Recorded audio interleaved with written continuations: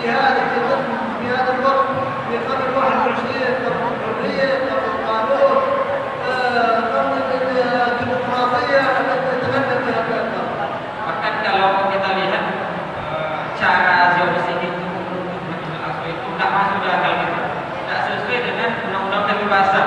Mereka menutup Masjidil Aqsa, mereka mengunci pintunya, tidak membolehkan orang untuk masuk di sana, tidak membiarkan kaum muslimin itu untuk iktikaf apalagi selama Ramadan di Masjidil Aqsa ini. ربما يسأل سائل طب ماذا أعمل؟ كيف أعمل؟ أنا بعيد آلاف الكيلومترات عن المسجد الأقصى والمسجد. كيف أصل غزة؟ أو كيف أصل المسجد الأقصى؟ أقول نعم تستطيع أن تصل غزة بالتالي. Jika kita bertanya kepada diri kita sendiri, saya yang jauh ini jaraknya dari Palestina itu ingin membantu saudara saya yang ada di sana, apa yang bisa saya lakukan untuk itu? أولا بالدعاء. نقف بين يدي الله سبحانه وتعالى في الأوقات التي يستجاب بها الدعاء وفي هذا الشهر الفضيل. هذا شهر كريم كل من دعائه مستجاب والحسنات مضاعفة. أن تقف قبل الإفطار وتقول الأخير من الليل وترفع يديك للاستماع وتحضر أولادك وتذكر وتقول يا الله يا الله يا الله بقلب خاشع متذلل تدعو الله سبحانه وتعالى أن ينصر المجاهدين وأن ينصر غزة وأن يعلم المسجد الأقصى. Yang pertama yang bisa kita lakukan adalah dengan cara berdoa. Apalagi hari ini kita berada di bulan suci Ramadan, carilah waktu-waktu yang dimana Allah mensajikan untuk berdoa itu. Seperti misalnya beberapa saat sebelum sahur, beberapa saat sebelum berbuka, ajak anak-anak kita, ajak keluarga kita untuk berdoa kepada Allah Subhanahu wa taala dengan hati yang lapang itu. Berdoa selalu merendahkan diri di depan Allah agar Allah mudahkan urusan saudara-saudara kita yang ada di Palestina. والنقطة الثانية التبرع والتبرع بالمال والتبرع لذلك الجهاد أنواع والجهاد بالمال مقدم على الجهاد بالنفس ولذلك آيات القرآن الكريم جميعها تتحدث عن الجهاد بالمال. أنت تستطيع أن تجاهد وأنت في مكان جهادك أن تبعث المال إلى المجاهدين من أهل فلسطين لأنهم هم الطليعة الذين يقاتلون عن شرف هذه الأمة. Kemudian yang kedua yang bisa kita lakukan adalah dengan cara berjihad. Jihad ini kita bagi dua lagi, ada jihad dengan diri, ada jihad dengan harta. Beberapa ayat Al-Quran itu menerangkan bahwasanya jihad dengan harta itu lebih diutamakan daripada jihad dengan diri, karena mungkin kemampuan kita tak bisa untuk berjihad dengan diri sendiri. أن تكون هذه القضية في عقلك ووجدانك وفي قلبك عندما تجلس على مائدة الإفطار أنت وأولادك وتنظر أن أهل غزة لا يستطيعون أن يفطروا، أنت تصوم وتفطر على الخيرات والزكاة والنعم والرزق وهم لا يجدون المال، وإذا وقت المال ما غير صالح للشرب لا يجدون التمر حقيقة لا يجدون، وكثير منهم مات من الجوع، أطفال لا تجد الحليب، النساء لا تجد الطعام الرجال. هذا يعني يجب أن يكون في ذهنك هذا. أقول اقسم هذا الطعام نصفين، نصف لأولادي ونصف لأهل غزة. Ya, cara kita berinfak dengan rakyat itu dengan rakyat Palestina adalah kita mulai berpikir tentang hari ini. Mungkin tadi maghrib itu ketika buka puasa kita masih bisa makan. Nanti sahurnya kita bisa makan. Alhamdulillah ada makanan yang insya Allah bisa kita makan. Saudara-saudara kita yang ada di Palestina itu tidak bisa makan, kita masih bisa makan daging, mereka tidak ada makanan. Kita masih bisa minum air, mereka ada air kadang air kita layak diminum. Makanya kita selalu berpikir di hati kita ketika kita tak makan itu, saya bagi dua makanan ini, setengah untuk saya, setengah untuk saudara-saudara saya yang ada di Palestina.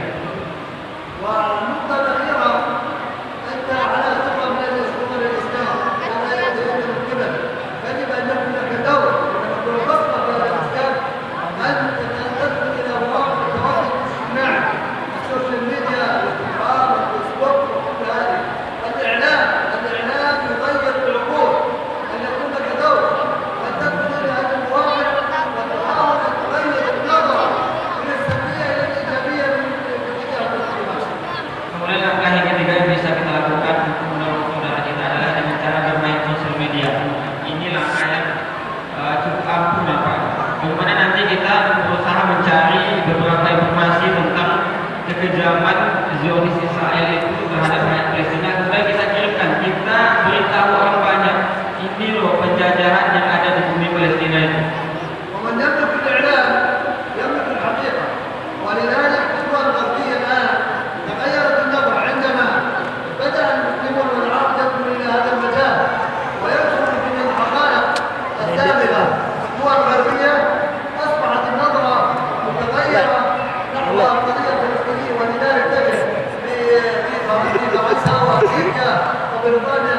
المظاهرات والمسيرات بالملايين دعما للقضية الفلسطينية. هذا لم يأتي من فراغ، وإنما جاء بالجهد والعمل وبالإعلام الموجه.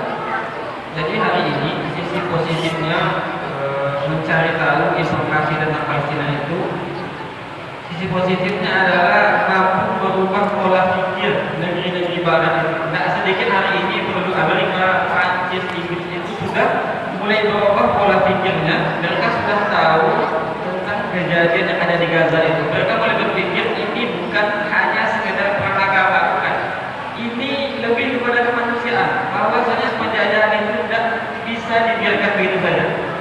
أخيرا حتى لا أطيل عليكم ربما يسأل إذا كيف أوصل هذا المال والتبرع؟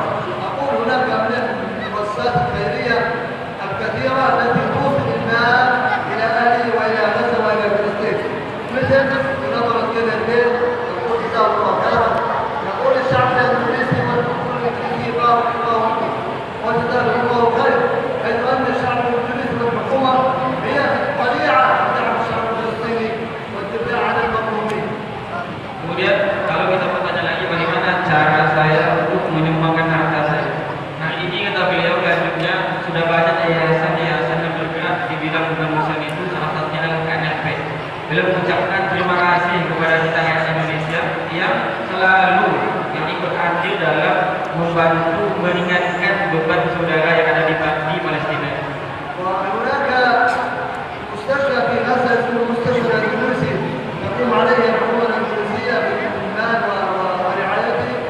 وأقول أيضا أن منظمة البيت ومؤسسة البيت لها هذه البيضاء، لها سلطة الإفطارات مساعدة الأطفال في غزة وتكفل الأيتام وتكفل الفقراء، ولذلك هي في منطقة أن تدعم وتوفر لها المال حتى توصله إلى أهله.